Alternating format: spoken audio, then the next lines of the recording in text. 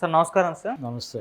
Sir Andhra Pradesh హోంమంత్రి అనితా వంగలపూడి గారు ఒక ప్రెస్ మీట్ పెట్టి ఈ గాంజా, డ్రగ్స్ నిర్మూలన కోసం చర్యలు తీసుకోబోతున్నట్టుగా అనౌన్స్ చేయడం చూస్తున్నాం. ఎక్కడ కనిపించినా కూడా ఎవరికి కనిపించినా దాని గురించి ఇన్ఫర్మేషన్ ఇస్తే చాలు వాళ్ళకు ఏదో ఒక మనీ రూపంలో ఇస్తామని చెప్పడం కూడా అనౌన్స్ చేశారు. అంటే కంప్లీట్ రాష్ట్రాన్ని ఈ డ్రగ్స్ అండ్ గాంజా అసలు లేకుండా చేద్దామన్న ఆలోచన అయితే కనిపిస్తుందిగా. మరి మీరేమంటారు సార్ ఆమె ప్రెస్ మీట్ పెట్టిన దాని గురించి? డ్రగ్ ఫ్రీ ఆంధ్రప్రదేశ్గా నిర్మించడం మా ఉద్దేశమున ఇప్పుడు ప్రకటించారు. నిజానికి ఏపీ ప్రభుత్వం ఏర్పడిన తర్వాత చాలా యాక్టివ్గా ప్రెస్ మీట్లు పెడుతూ జనంతో ఇంటరాక్టివ్గా వ్యవహరిస్తున్నటువంటి మంత్రి ఆవిడే, హోంమంత్రిగా. అంటే రకరకాల అంశాల మీద చాలా ఓపెన్గా అవుట్స్పోకెన్గా మాట్లాడేస్తుంది ఆవిడ. పోలీస్ అకాడమీ గురించి మాట్లాడారు, గ్రేహౌండ్స్ అకాడమీ గురించి మాట్లాడారు. అలాగే ఈ డ్రగ్స్ గురించి ఇతర విషయాల గురించి మాట్లాడుతూ జగన్ హయాంలో జరిగిన పర్టికులర్గా శాంతి భద్రతల వ్యవహారానికి సంబంధించిన కేంద్ర ప్రభుత్వం నుంచి వచ్చిన నిధుల వినియోగానికి సంబంధించి రకరకాల విమర్శలు చేశారు ఆవిడ ఈ ప్రెస్ మీట్లు పెట్టడం ద్వారా. ఈ క్రమంలోనే ఆవిడ ఈ డ్రగ్ ఫ్రీ ఆంధ్రప్రదేశ్ అని కలగన్నాను నేను, దాన్ని సాకారం చేసి చూపిస్తాను అని కూడా మాట్లాడారు. అయితే ఆదర్శంగా అది బాగానే ఉంటుంది, కేవలం ఆదర్శం మాత్రమే. ఆచరణలో అది సాధ్యమా అనేది చూస్తే అది అసాధ్యం అనే విషయం మనకు చాలా స్పష్టంగా అర్థమవుతుంది.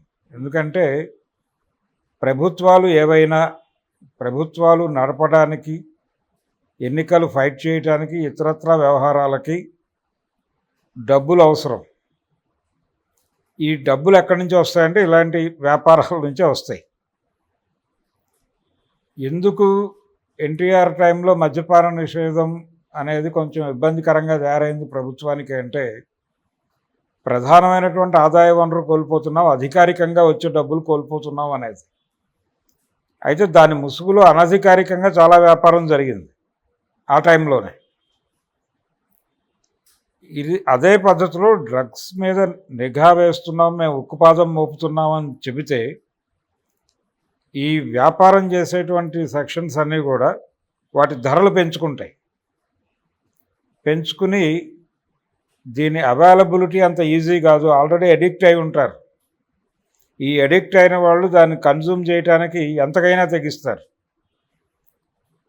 దానికి ఒక ప్యాకెట్ మీద ఒక 10,000 పెంచితే ఏమవుతుందో అని వాడు అనుకుంటాడు. కానీ ఈ 10,000 కాదు 20,000 పెంచినా కొనడానికి సిద్ధంగానే ఉంటారు. కాబట్టి ఈ డ్రగ్ అవైలబిలిటీ అనేది కొంచెం రిస్ట్రిక్టెడ్గా ఉంది అనే వాతావరణం కల్పిస్తే ఆ వ్యాపారం చేసుకునే వాళ్ళు మరింత ధరలు పెంచి అమ్ముకోవడానికి ఒక అవకాశం దొరుకుతుంది. నిజానికి డ్రగ్స్ ఎవరు సరఫరా చేస్తున్నారు? ఆవిడ ఒక మాట చెప్పారు దానిలో,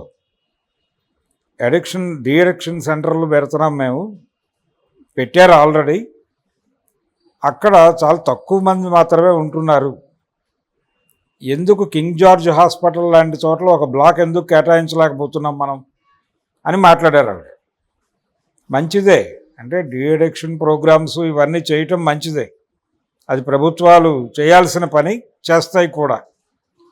కొన్ని ప్రభుత్వాలు పట్టించుకోకపోయి ఉండొచ్చు, వీళ్ళు పట్టించుకుని డీ అడిక్షన్ సెంటర్లు పెట్టి దాన్ని ప్రాపర్గా నిర్వహించడం లాంటివి చేయొచ్చు. కానీ సమాజంలో డ్రగ్స్ సరఫరాని మేము టోటల్గా ఆపేస్తాం అని చెప్పడం మాత్రం ఖచ్చితంగా ఆదర్శమే.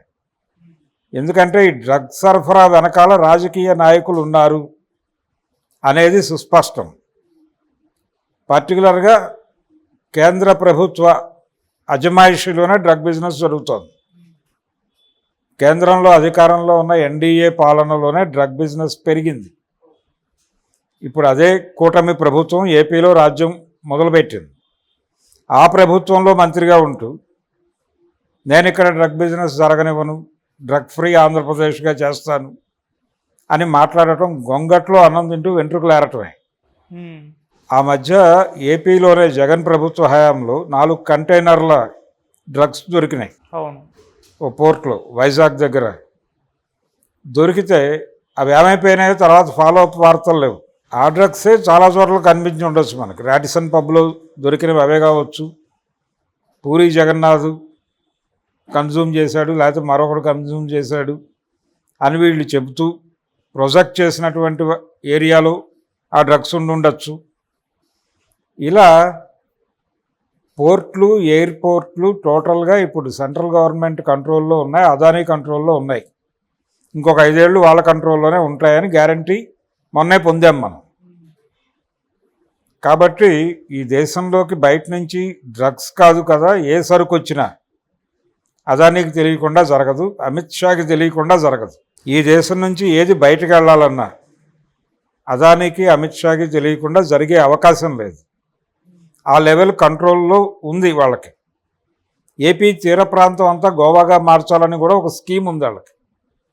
ఆ స్కీమ్ గత ప్రభుత్వం హయాంలో జగన్తో మాట్లాడారు వాళ్ళు వచ్చి. అదానీ వచ్చి ప్రత్యేకంగా జగన్తో సమావేశం అయ్యాడు. ఇప్పుడు ఆ ప్రాజెక్టు వాళ్ళ హయామే, ఇప్పుడు ఎలాగో వాళ్ళ ప్రభుత్వమే ఉంది కాబట్టి అది ముందుకు తీసుకెళ్ళచ్చు. తీర ప్రాంతం అంతా గోవాగా మార్చేసిన తర్వాత అక్కడ డ్రగ్స్ సరఫరాని ఎలా నియంత్రిస్తారు వీళ్ళు? అది అయ్యే పని కాదు. కాకపోతే ఆవిడ చెప్పినట్టుగా డిఅడిక్షన్ సెంటర్లు విస్తృతంగా పెట్టి, అంటే ప్రభుత్వ ఆసుపత్రుల్లో దానికోసం ప్రత్యేకం ఒక బ్లాక్ పెట్టి నిర్వహించవచ్చు. ఆదర్శంగా అది బాగానే ఉంటుంది వినటానికి. కానీ రాజకీయ నాయకుల ప్రధాన ఆదాయ వనరుగా డ్రగ్ మారిపోయినటువంటి సందర్భం. మనం చాలా వరకు ఏమనుకుంటాం, డ్రగ్స్ అనేవి నైజీరియన్స్ సరఫరా చేస్తారు, అది లోకల్గా ఎవరో కొన్ని రౌడీ గ్యాంగుల వాళ్ళు అది ట్రాన్స్పోర్ట్ చేస్తారు. ఇప్పుడు అక్కడ కూడా 100 మంది ఏదో ట్రాన్స్పోర్టర్స్ ఉన్నారు అని ఆవిడ ఒక లిస్టు ప్రకటించారు. వాళ్ళెవరూ ఒరిజినల్ డ్రగ్స్ పట్టుకొచ్చి అమ్మేవాళ్ళు కాదు, ఎక్కడో దొరికితే తీసుకెళ్ళి ఇంకొకటికి చేరవేసే కొరియరింగ్ వ్యవస్థ మాత్రమే, కొరియర్లను మాత్రమే చూపిస్తున్నారు వీళ్ళు. ప్రధాన సరఫరాదారు గురించి మాట్లాడట్లా. అనిత గారు కూడా అదే మాట్లాడింది. ఆవిడ ప్రస్తావించిన 100 మంది కొరియర్లు మాత్రమే, కొరియర్లు కాదు. కొరియర్లు పాయసంలో గరిట్ లాంటి వాళ్ళు, వాడికి ఆ వేడి తెలీదు, రుచి తెలీదు. అది తయారు చేస్తున్న వాళ్ళు, సరఫరా చేస్తున్న వాళ్ళు వేరే ఉన్నారు. వాళ్ళ గురించి మాట్లాడి వాళ్ళ దగ్గరికి వెళ్ళే పరిస్థితి ఉందా వీళ్ళకి అనేది అనుమానమే. ఆవిడ గ్రేహౌండ్స్ అకాడమీ పటిష్టం చేయవచ్చు, పోలీస్ అకాడమీ పటిష్టం చేయవచ్చు. ఏది చేసినప్పటికీ భారతదేశంలో ప్రతి నేరం మీద, పర్టికులర్గా ఇలాంటి నేరాలు, ఇప్పుడు డ్రగ్ కారిడార్ మీద పట్టు సంపాదించడం కోసం కదా మణిపూర్లో అల్లర్లు చేసింది. మణిపూర్లో కుక్కీల మీద ఎందుకు దాడులు చేశారు వీళ్ళు? అడవుల్లోకి వెళ్ళి వాళ్ళ చర్చిలు ఎందుకు విఘాతం చేశారంటే వాళ్ళని అక్కడి నుంచి బేదఖలు చేయించి ఆ డ్రగ్ కారిడార్ ఉంది అక్కడ, 3 దేశాలకు సంబంధించిన ఉమ్మడి భాగస్వామ్యంలో. అక్కడి నుంచి డ్రగ్స్ ఎంటర్ అవుతున్నాయి, సరఫరా అక్కడి నుంచి జరుగుతోంది. ఆ ఏరియాలో కంట్రోల్ కోసం భారతీయ జనతా పార్టీ చేసిన ప్రోగ్రామే అది. మణిపూర్ ఫారెస్ట్లో జరిగిన అల్లర్ల వెనకాల భారతీయ జనతా పార్టీ పాత్ర ఉంది. సో కాషాయం డ్రగ్స్ తింటున్నాం మనం, ఎవరు తిన్నా కానీ. డ్రగ్ బిజినెస్లో ఎవడు డ్రగ్ వెళ్ళినా అది కాషాయమే. ఈ కాషాయ డ్రగ్ వ్యాపారాన్ని కట్టడి చేస్తాను, పైగా దీనికి ఉప ముఖ్యమంత్రి గారి ప్రోద్బలం ఉందని కూడా చెప్పారు పవన్ కళ్యాణ్. ఆశయం అది, డ్రగ్ ఫ్రీ ఆంధ్రప్రదేశ్గా చూడాలి అనేది ఆయన ఆశయం అని ఈవిడ ప్రస్తావించింది. సరే, ఎవరికి ఏ ఆశయాలైనా ఉండొచ్చు, ఏ ఆదర్శాలైనా ఉండొచ్చు. రాజకీయం వ్యాపారంగా మారటం కాదు, రాజకీయ వ్యాపారం జరుగుతోంది. ఈ వాస్తవాన్ని ప్రజలు గుర్తెరగాలి. ఆవిడ కూడా రాజకీయ వ్యాపారంలో భాగంగానే మంత్రిగా ఉన్నారు. ఆవిడ డెఫినెట్గా ఆవిడ ఆశయం చెప్పుకున్నారు కానీ జరగబోయేది చెప్పలేదు. ఆవిడ హయాంలోనే కాదు, ఎవరి హయాంలోనూ ఈ తరహా, అంటే వైసీపీ హయాంలో కావచ్చు, టీడీపీ హయాంలో కావచ్చు, రేపొద్దున కాంగ్రెస్ పార్టీ అధికారంలోకి వస్తే ఆంధ్రప్రదేశ్లో ఎప్పుడైనా, ఈవెన్ కమ్యూనిస్ట్ పార్టీలు వచ్చినా డ్రగ్ ఫ్రీ ఆంధ్రప్రదేశ్గా మార్చడం అంత ఈజీ టాస్క్ కాదు. రాజకీయ నాయకుల ప్రమేయం, అన్ని పార్టీల నాయకులకి సంబంధం ఉంది దాంతో. వీళ్ళు వాళ్ళు అని లేదు. ప్రతి ఒక్క రాజకీయ నాయకుడికి డ్రగ్ బిజినెస్తో సంబంధం ఉంది. డ్రగ్స్ అనేది కేవలం నైజీరియన్స్ సరఫరా చేస్తారు, సినిమా వాళ్ళు తాగుతారు, లేకపోతే స్కూళ్ళు కాలేజీల్లో ఉన్నటువంటి విద్యార్థులు తాగుతారు, తీసుకుంటారు, కన్జ్యూమ్ చేస్తారు అనే అభిప్రాయం చాటున, అభిప్రాయం క్రియేట్ చేసి ఆ చాటున రాజకీయ నాయకులు వ్యాపారం చేస్తున్నారు. ఓకే. అందుచేత ఈ భ్రమ నుంచి బయటపడాలి ముందు.